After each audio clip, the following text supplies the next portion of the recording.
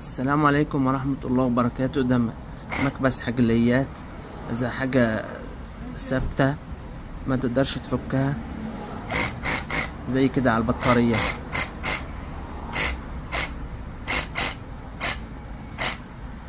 خلاص كده قفل. انت تتحكم باللقم بالمقاس على موجب اللي اللي معاك. وهذه العملية اللي هنا، هذه زي تنفيسة علشان يفك اللي. شوف راح نازل تحت. بسم الله ما شاء الله والله اكبر. وانا اوريكم اللجم اللي جايه معاه. هذه اللجم اللي جايه معاه. بسم الله ما شاء الله، حاجه ما يحتاج. اللهم صل على سيدنا محمد وعلى اله وصحبه وسلم.